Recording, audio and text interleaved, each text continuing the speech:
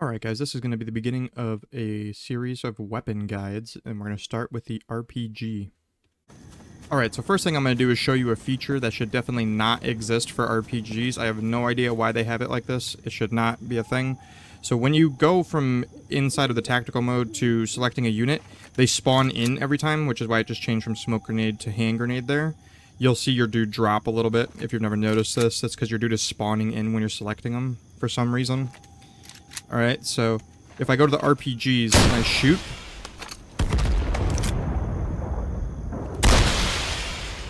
right, I should have 3 RPGs. I should have 3 rockets left. I have 4.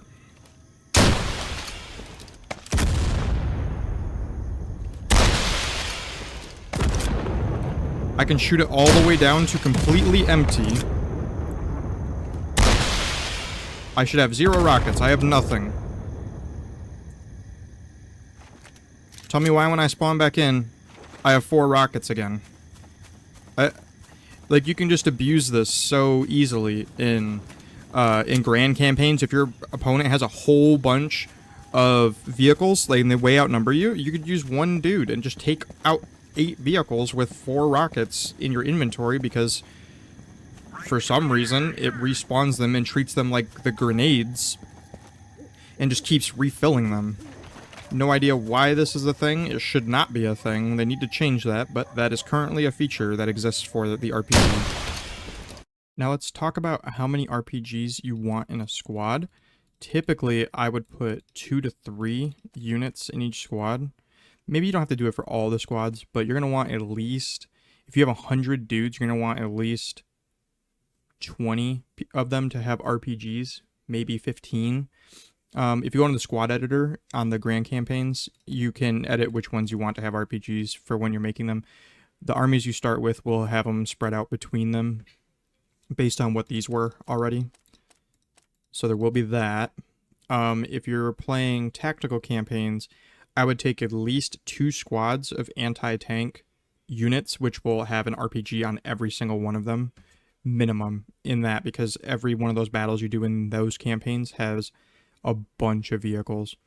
Now, when it comes to the grand campaign, you don't need as many because, at least in the early game, you're going to be fighting like 2 or 3 vehicles. But when you get to fight those bigger armies that have, like 10, you're going to be happy when you have 2 RPG units in each squad, which will each have about 4 rockets. So that's how many I would use. But let's go look at how to actually shoot the RPGs.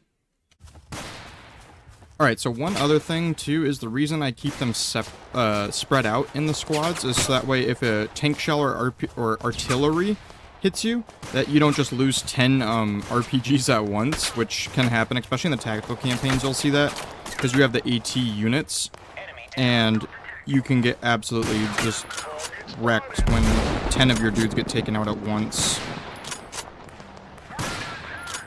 Okay. But the iron sight is sighted in for 200 meters, which I actually just overshot it.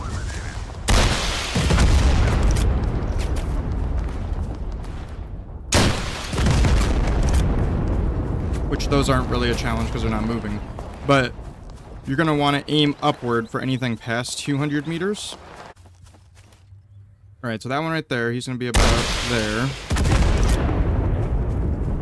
Which, he was just over 200 meters, so I just aimed up just a little bit, since everything has gravity now, so that will pull it down just a little bit. So something this far, we're going to aim up just a little bit. It's actually really not that far. It seems like it's far, but it's not that far. Oh, he's gone over the hill. What a loser.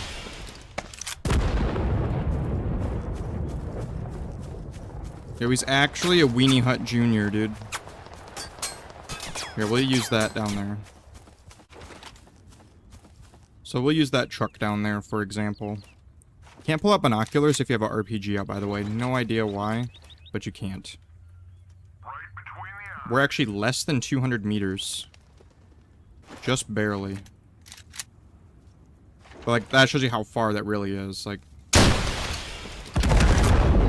even at that, you pretty much aim right on it. But, like, when it's under 200 meters... So you see the iron sight, how it has the second rail all the way at the end, has the ring there. Since it was at less than 200 meters, I'm at my aiming point isn't the tip of it, it's actually below it. I like using the RPGs, though, to get up close to vehicles. You use the trees or buildings as cover, and you can take these things out easily.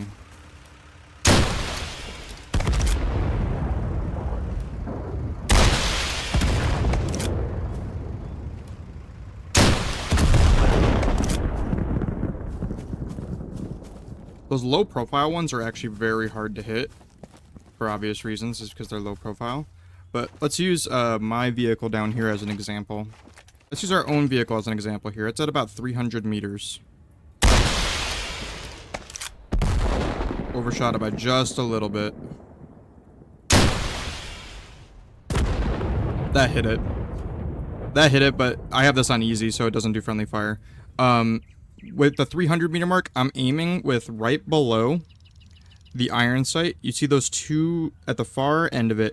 There's two tiny little notches about halfway down the thing. That's what I'm using to aim for the 300 meter. And then as you keep going from there, you're just going to keep going about a half an inch for 100 meters. You know, like that would be about 400. That would be about 500.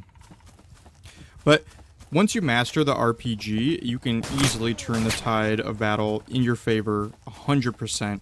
Taking out a couple vehicles with an RPG instead of having to risk your tanks against theirs is a very big deal. Now, if you're having trouble getting the aim down for it, I would recommend just going into a quick match, because there's a bunch of RPGs in that, and you can just do the quick battles as many times as you want instead of wasting all of your RPG ammo on your actual campaign.